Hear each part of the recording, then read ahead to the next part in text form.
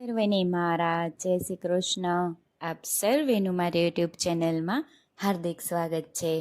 માઘ માસની પૂર્ણિમા હોય ત્યારે આજના દિવસે શું કરવું જોઈએ, શું ના કરવું જોઈએ, લક્ષ્મી નારાયણની કૃપા અને ધન ધાન્ય કેવી રીતે પ્રાપ્ત થાય છે, શું કરવાથી લક્ષ્મી નારાયણ નારાજ થાય છે તે સાંભળીએ તો વિડીયોને અંત સુધી જરૂરથી જોજો. અને જો ચેનલમાં નવા હોય અને ચેનલને સબસ્ક્રાઈબ ના કરી હોય તો જરૂરથી કરજો. સનાતન ધર્મમાં પૂર્ણિમાનું વિશેષ મહત્ત્વ રહ્યું છે. આખા વર્ષ દરમિયાન કુલ 12 પૂર્ણિમા એટલે કે 12 માસની એક એમ 12 પૂર્ણિમા વર્ષ દરમિયાન આવતી હોય છે, પરંતુ તેમાંની કાર્તિક, વૈશાખ, સાવન અને માઘ મહિનાની આવતી પૂર્ણિમાને સૌથી શુભ માનવામાં આવે છે.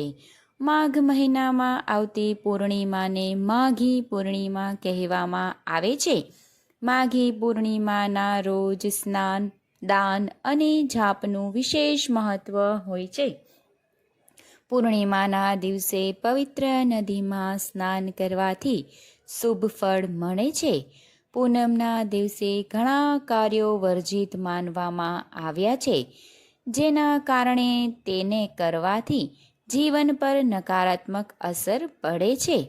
આ વખતે માઘી પૂર્ણિમાના દિવસે શું કરવું જોઈએ અને શું ન કરવું જોઈએ તે સાંભળીએ તો માઘી પૂર્ણિમાના દિવસે દેવતા ગણો પૃથ્વી ઉપર આવે છે. એવું માનવામાં આવે છે કે માઘી પૂર્ણિમાના દિવસે દેવગણ ભ્રમણ દરમિયાન પૃથ્વી પર આવે છે.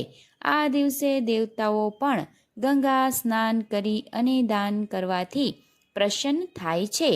તો માઘી પૂર્ણિમાના દિવસે ગંગા સ્નાન એ ઉત્તમ સ્નાન છે. પૂર્ણિમાના દિવસે કયા કાર્યો ન કરવા જોઈએ તે સાંભળીએ તો પ્રથમ તો પૂર્ણિમાના દિવસે ભૂલથી પણ તામસિક ખોરાક ન ખાવો જોઈએ. તે ઉપરાંત ધૂમ્રપાન, આલ્કોહોલ આદિનું સેવન ન કરવું જોઈએ. ઘણા એવા વૃક્ષો છે કે જેના પાન પૂર્ણિમાના દિવસે તોડવા ન જોઈએ, તો તેમાંના તુલસી, આમળા, કેળા અને પીપળા આ તમામ વૃક્ષોમાં ભગવાન વિષ્ણુનો વાસ હોય છે. તેથી પૂર્ણિમાના દિવસે આ પાંદડાઓને તોડવા ન જોઈએ. તેનાથી લક્ષ્મીનારાયણ નારાજ થાય છે. પૂનમના દિવસે ભૂલથી પણ કાળા કપડાં ન પહેરવા જોઈએ. તેનાથી જીવનમાં નકારાત્મક અસર પડે છે. પૂનમના દિવસે વાળ, નખ વગેરે ન કાપવા જોઈએ. તેનાથી ઘરમાં દરિદ્રતા આવે છે. આમ પૂર્ણિમાના દિવસે આ કાર્યો ન કરવા જોઈએ. તેનાથી જીવનમાં નકારાત્મક ઉર્જાઓ ઉત્પન્ન થાય છે. પૂનમના દિવસે શું કરવું જોઈએ? તો પૂનમના દિવસે પિતૃ તર્પણ કરવું એ સૌથી ઉત્તમ છે. સવારે ગંગા સ્નાન કરી દાન કરવું, સાથે પિતૃ તર્પણ કરવું. તેનાથી ઘરમાં સુખ, શાંતિ, સમૃદ્ધિ આવે છે તથા લક્ષ્મી નારાયણ પ્રસન્ન થાય છે અને લક્ષ્મી નારાયણ ઘરમાં હંમેશા ધન ધાન્ય વર્ષાવી રહે છે.